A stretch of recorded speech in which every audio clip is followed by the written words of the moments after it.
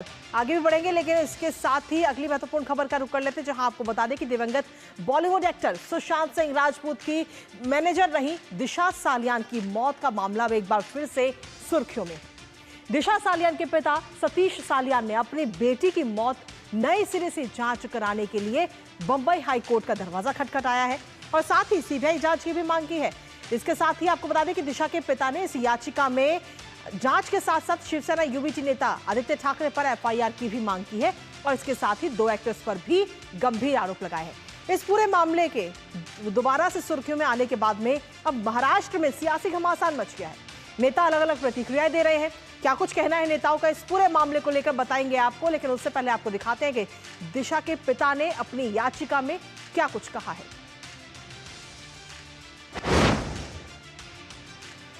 तो आपको बता दें कि 4 साल बाद दिशा सालियान केस में अब एक ये नया मोड़ आया है, जहां पिता ने बॉम्बे हाई कोर्ट का दरवाजा खटखटाया है और अपनी इस दायर याचिका में सीबीआई जांच की मांग इस वक्त दिशा के पिता की तरफ से की गई है कि इस पूरे मामले की नए सिरे से जांच हो, सीबीआई जांच हो।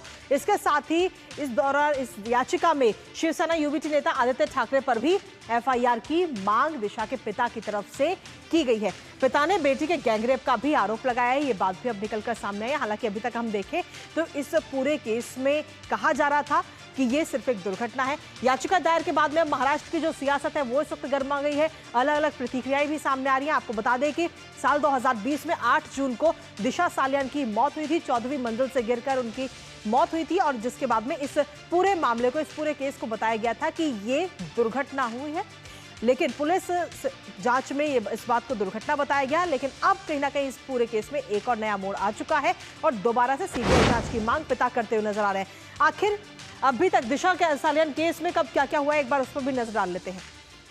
8 जून 2020 को 14वीं मंजिल से गिरकर दिशा की मौत हुई थी और पुलिस ने इस दौरान अपनी जांच में इस मौत को दुर्घटना बताया था। इसके साथ ही पुलिस ने उस दौरान जो जांच की थी उसमें इसको दुर्घटना बताया गया, जिसके बाद अक्टूबर 2020 में सुप्रीम कोर्ट ने मौत की जांच की याचिका पर विचार नहीं किया। जो मौत की जांच की याचिका जो दायर की गई थी उस पर नवंबर 2020 में बॉम्बे हाईकोर्ट ने सीबीआई जांच की मांग वाली जो याचिका थी उसको खारिज कर दिया गया नवंबर 2020 में।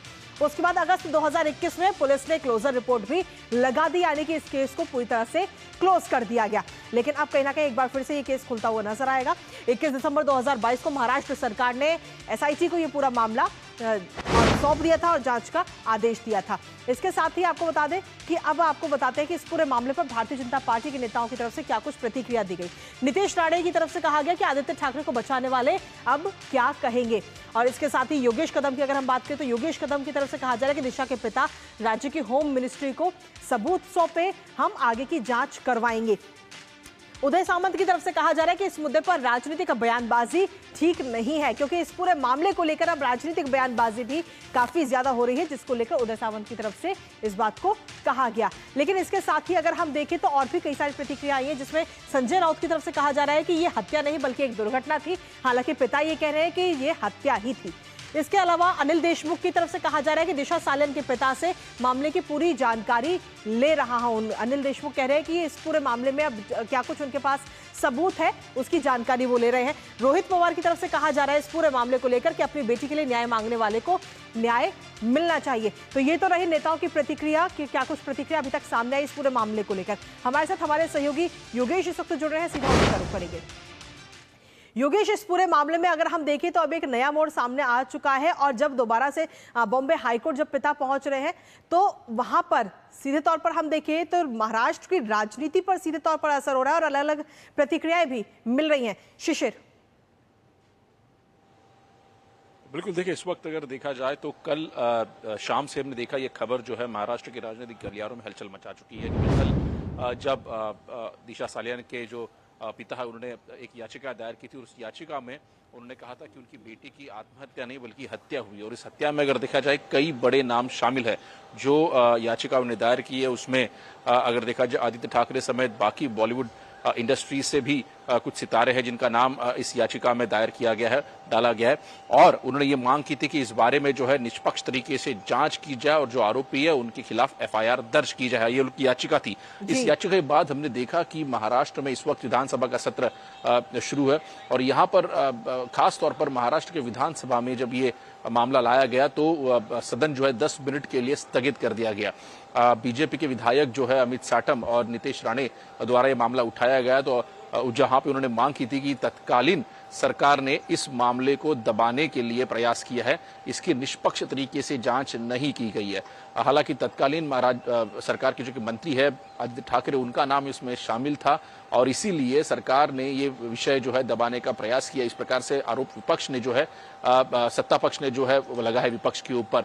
वही दूसरी ओर अगर देखा जाए तो नितेश राणे ने यह मुद्दा हमेशा से ही आगे रखा है। उन्होंने कहा कि कई बार उन्होंने इस बारे में जो जिक्र किया था, कुछ सबूत उनके पास जरूर थे इस बारे में। हालांकि उन्होंने कहा था कि जरूरत पड़ी तो वो एसआईटी के सामने भी जाएंगे, लेकिन नितेश राणे का ये कहना है कि जो एसआईटी पिछली सरकार के कारण, मतलब तत्कालीन सरकार के वक्त जो बनाई गई थी, उसमें कुछ अफसर थे जो इस केस को दबाने का प्रयास कर रहे थे और इसीलिए वो एसआईटी के सामने नहीं गए। इस प्रकार का पत्र भी उन्होंने लिखा है। तो जाहिर सी बात है कि अब ये मामला सिर्फ कोर्ट में नहीं बल्कि राजनीतिक गलियारों में तूल पकड़ता हुआ दिखाई दे रहा है। जिस प्रकार से कई सारे तथ्य जो है ये राजनेता कह रहे हैं कि हम उजागर करेंगे, तो ऐसे में इन सभी बिंदुओं पर जो है विचार करने की जरूरत है। सदन में एक बात उठी, सदन में एक हालांकि जो गृह मंत्री, एक राज्य मंत्री है, उनसे ये पूछा गया कि क्या सरकार इस बारे में कदम उठाएगी, तो उस बारे में जवाब देते हुए जो गृह राज्य मंत्री है महाराष्ट्र के योगेश कदम, उन्होंने कहा कि इस वक्त ये न्यायिक प्रक्रिया है, जो कोर्ट आदेश देगा उस पर जो है कार्रवाई की जाएगी। इसका मतलब स्पष्ट है कि इस वक्त कहीं ना कहीं कटघरे में आदित्य ठाकरे समेत बाकी बॉलीवुड सितारे भी मौजूद है, जिनका जिक्र जो है इस एफआईआर में किया गया है।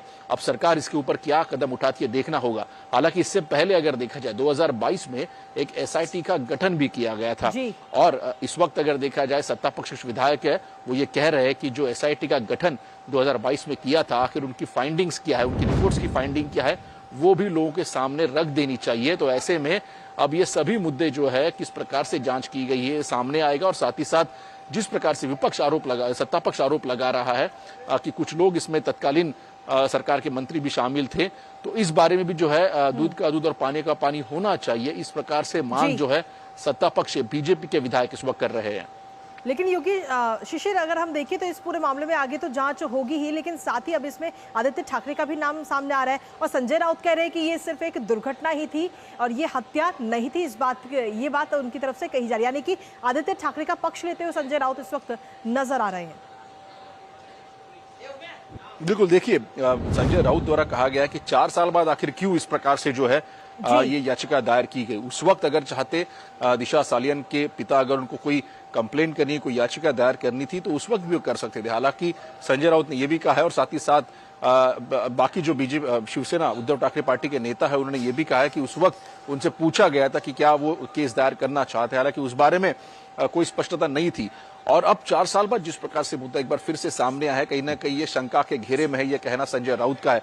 लेकिन उसी का तर्क अगर देखा जाए, जिस प्रकार से इस वक्त नितेश राणे हो या फिर अमित साटम हो, उनका ये कहना है कि उस वक्त जो है दिशा सालियन के परिवार पर सरकार का दबाव था और इसीलिए वो खुलकर इस बारे में बात नहीं कर रहे थे। ये आरोप जो है इस वक्त बीजेपी के जो विधायक है वो लगा रहे। तो ऐसे में अब ये दावे प्रतिदावों का इस वक्त जोर है, लेकिन जाहिर सी बात है इस वक्त मामला कोर्ट में है, तो एक बार फिर से क्या सरकार इसकी जांच कराती है, निष्पक्ष तरीके से कराती है और कौन सी फाइंडिंग्स हालांकि जांच में सामने आती है, देखना काफी महत्वपूर्ण होगा। बिल्कुल, बहुत बहुत शुक्रिया शिशिर, तमाम जानकारी और अपडेट्स हमारे साथ साझा करने के लिए। इस खबर को लेकर, साथ ही इस खबर पर आप अपनी नजर लगातार बनाए रखिएगा, चर्चा करेंगे इसको लेकर। और लेकिन इसी के साथ फिलहाल न्यूज पंच में वक्त एक छोटे से ब्रेक का है, आप बने रहिए हमारे साथ क्योंकि ब्रेक के उस पर आपको बताएंगे मेरठ से सनसनीखेज मामला।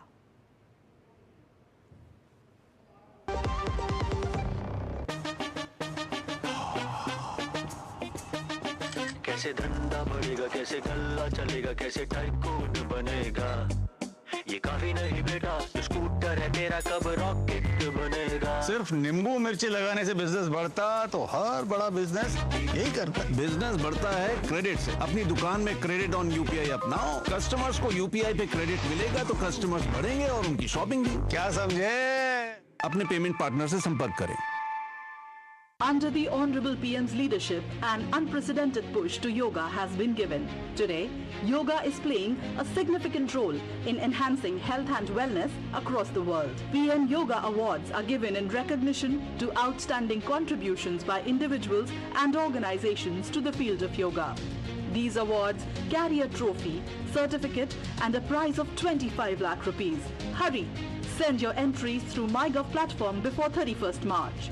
Visit Ministry of Ayush website or MyGov platform for more details. जो लक्ष्य चुना था समझ आने लगा है। GLA यूनिवर्सिटी, उच्च लक्ष्य की निश्चित प्राप्ति। और ब्रेक के बाद एक बार फिर से स्वागत है आप सभी का। आगे बढ़ते खबरों में, जहां आपको बता दें अगली खबर का रुख करते हैं। पत्नी, बॉयफ्रेंड, सीमेंट और चाकू। जी हां, इन 4 शब्दों में छिपी है मेरठ के सौरभ राजपूत के मर्डर की पूरी हिस्ट्री।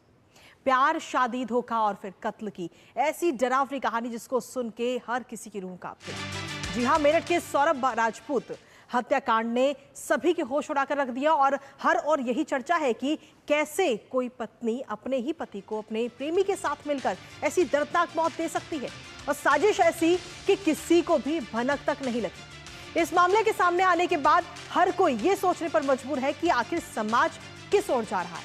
कोई अपने घर में घर वालों के साथ भी सुरक्षित नहीं है। अपने संवाददाता से जानेंगे इस वारदात के बाद का एक एक अपडेट, लेकिन उससे पहले आपको बताते कि कैसे इस वारदात को दिया गया अंजाम। तो मेरठ पुलिस की तरफ से इस पूरे मर्डर की थ्योरी बताई गई है, साझा की गई है, जिसमें पुलिस की तरफ से कहा गया कि 3 मार्च की रात को सौरभ राजपूत की हत्या की गई।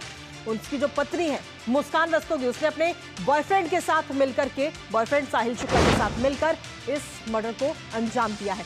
इसके साथ ही कातिल मुस्कान की मर्डर प्लानिंग क्या थी वो भी आपको बता देते हैं। हत्या के लिए मुस्कान और साहिल ने पूरी योजना बनाई थी। दोनों ने मिलकर के इस योजना को अंजाम दिया।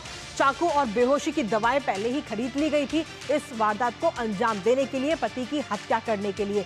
इसके साथ ही अगर हम देखें तो मुस्कान ने सौरभ के खाने में बेहोशी की दवा मिला दी, जिसके बाद में सौरभ बेहोश हो गया था और उसके बाद इस वारदात को अंजाम दिया गया है। बेहोशी में ही सौरभ पर चाकू से कई सारे वार किए गए, उसके शव के कई टुकड़े कर दिए गए, और जिसके बाद ये पूरे मामले की भनक तक किसी को नहीं लग पाई। साथ ही आपको बता दें कि सबूत मिटाने के लिए कमरे को ब्लीचिंग पाउडर से भी धोया गया, जिससे कि किसी भी प्रकार का कोई सबूत उस कमरे में ना रहे। 4 मार्च को मुस्कान ने बाजार से एक ड्रम खरीदा और सीमेंट खरीदा, जहां से शव बरामद किया गया। तो ये ड्रम और सीमेंट खरीदा गया था और शव को उसमें सीमेंट के घोल के साथ भरकर रख दिया गया। उस शव को सीमेंट के घोल में घोला और ड्रम में भरकर रख दिया। आखिर इस पूरे मर्डर का खुलासा कैसे हुआ वो आपको बता देते हैं। 17 मार्च को